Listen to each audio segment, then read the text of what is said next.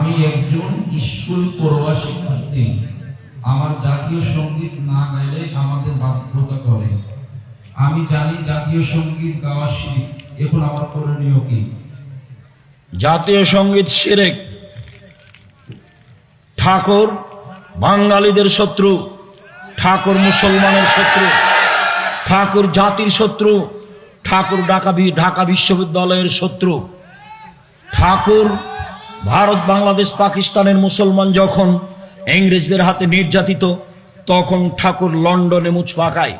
সেই ঠাকুরের গান শিরকি গান আমার ছেলে মেয়ে বলবে, এটা অসম্ভব হতে পারে না। আমার দেহের শ্বাস থাকাকালীন আমি ঠাকুরের গান মানব না, মানিনি, ছেলে মেয়েকে বলতে দিনি, দিব না, দেখি কতদিন ঠিক থাকতে পারি। এটা হতে পারে না। ঠাকুর বলে, ও কালিমা তোমার আকাশ, ও কালিমা তোমার বাতাস। আমি বলেছি ঠাকুরের বাবার আকাশ, আজ থেকে 30 বছর আগে বলেছি। তাই সিলেট কোর্টে আমার নামে, আমার বিরুদ্ধে মামলা হলো মানহানির। 5,000 কোটি টাকা মানহানির মামলা, 5,000 কোটি টাকা। আব্দুর রাজ্জাক বিন ইউসুফ ঠাকুরের নিন্দা করেছে।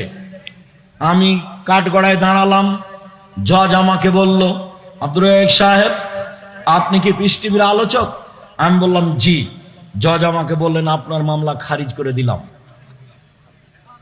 আমি সিলেট সুনামগঞ্জ কোর্টে দাঁড়ালাম, জজ আমাকে দেখে বলছে, আব্দুর রাজ্জাক সাহেব, আপনি এই মামলার জন্য এসেছেন তা আমার মনে হয় না। আপনি ঠাকুরের বিরুদ্ধে কথা বলেছেন, সেই জন্য সিলেট সুনামগঞ্জ কোর্টে আপনার 1,000 কোটি টাকা মানহানির মামলা দিয়েছে। আপনার সাথে মামলা নিয়ে কোনো কথা নেই। মামলার লুথিটা, এই লুথিটা এভাবে উল্টে দিলেন, দিয়ে ওকে বক্তব্য যেগুলো ভালো লাগেনি সেগুলো শোনাতে লাগলেন। 14 মিনিট যাবত ও সব বক্তব্য মুখস্থ করেছে। যেগুলো তাকে ভালো লাগেনি সেগুলো আমাকে একটা একটা করে শোনাচ্ছে। শোনানো যখন শেষ হলো, তো আমি খালি হাসছি। আমাকে উকিল বলেছে, আব্দুর রাজ্জাক সাহেব, চিরদিন আপনার কথা শুনেছি, আজকে আমার কথা শুনবেন। জজ খুব পাওয়ারফুল জিনিস। আপনি কোনটা বলতে যাবেন মন খারাপ হয়ে যাবে, তখন যেটা বলবে সেটাই হবে। আমার একটা কথা মানবেন, আজকে মুখ খুলবেন না। বলে ঠিক আছে, তাই হলো। আজকে মুখ খোলা হবে না। জজ বলল যে এই আপনার জামিন মঞ্জুর করা হলো, আব্দুর রাজ্জাক সাহেবের সাথে আপনারা কেউ কথা বলবেন না, মানে কেউ যেন আশেপাশে না আসে, হইচই না করে। উনি বললেন, এটাই ছিল সিলেট কোর্টের ঘটনা, ওটাই ছিল সিলেট সুনামগঞ্জ কোর্টের ঘটনা। আমি শক্ত হাতে কথা বলে পরিবেশ আমার কোনোদিন দুর্বল দেখিনি, ভালো ছাড়া। আমি ঠাকুরের গান কোনোদিন মানিনি, এখনো মানছি না, কোনোদিন মানবো না। যারা বলে তারা মুশরিক, যারা সমর্থন জানায় তারা মুশরিক। আপনি কি বিদ্যা অর্জন করছেন, আপনার ছেলে মেয়ে কি অর্জন করছে, তা আমার বুঝতে বাকি নেই। এগুলো ভুল সিদ্ধান্ত। আপনারা স্বামী স্ত্রী খুব প্রশংসা করলেন, আমার ছেলের মেধা ভালো, গোল্ডেন পেয়েছে, আমার ছেলে এই পেয়েছে। ম্যাট্রিক পরীক্ষার সময় 3 জন মাস্টার ছিল। তারপর বিশ্ববিদ্যালয়ে ভর্তি হওয়ার জন্য সাবজেক্ট প্রতি একটা করে দিয়েছেন প্রাইভেট মাস্টার।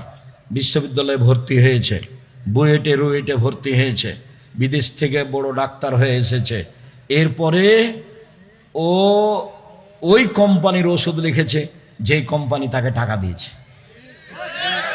এখন আপনার টাকা লস না লাভ? আমি বাংলাদেশের বিদেশের যে কোনো জায়গাতে যে বলছি, চাঁপাইনবাবগঞ্জের ভাষাতে আপনাদের স্বামী স্ত্রী এবং ছেলের অবস্থা, আমও গেল, ছালাও গেল, কাঁদতে কাঁদতে 2 চোখও গেল। বলেছে এটা চাঁপাইনবাবগঞ্জের ভাষা, আপনাদের শোনালাম। আর যদি চাঁপাইনবাবগঞ্জের ভাষা বুঝতে না পারেন, তাহলে আপনার ছেলে 3টে পরীক্ষা দিলেই হতো, 5টা পরীক্ষা দিল কেন? ও তো জানে 5টা পরীক্ষা লাগবে না, ও দিল কেন? ও ডাক্তার মানে প্রতারক, সবাই নয়। ও ইঞ্জিনিয়ার মানে ও চোর, ওরা টাকা চুরি করে। বলেন আপনারা 2 জন কি করলেন? পয়সাপাতি খরচ করে দেবীনগরের মেধাবী ছেলে, খুব ভালো চাকরি করে, অনেক টাকা বেতন পায়। মা চাচিরা বলল আজকে আমাদের ছেলে আসবে, খুব খুশি। গ্রামের মা চাচি আসলো আমাদের গ্রামে, গাড়ি থেকে নামলো, দেখলাম প্যান্টটা টাকনুর নিচে আছে, দাড়ি চাঁচা আছে, গলায় টাই আছে, হাতে সিগারেট আছে। এই সময় ছেলেটা গাড়ি থেকে নামলো। একটু পরে দেখলাম বৌমা গাড়ি থেকে নামলো, গায়ে হালকা হালকা কাপড় আছে। একটু পরে নাতনি পুতিন গাড়ি থেকে নামলো, দেখলাম গায়ে তেমন কাপড় নেই, দেখি গাড়ির পিছন দিকে কুকুর আছে।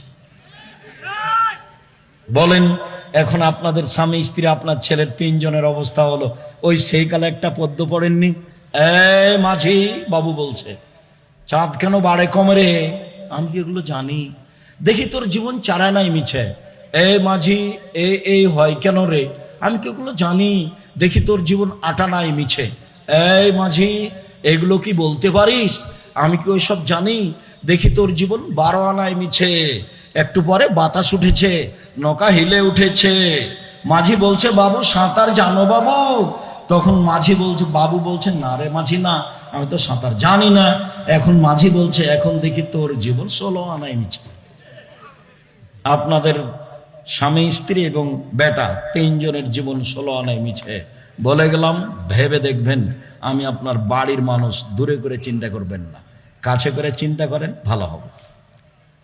আমি আপনার সাথে বসতে চাই, উঠতে চাই, কথা বলতে চাই, সরিষা সমপরাণ আপনাকে এড়িয়ে আমি চলতে চাই না, বলে আসছে লম্বা সময় ধরে একই কথা বলে আসছে।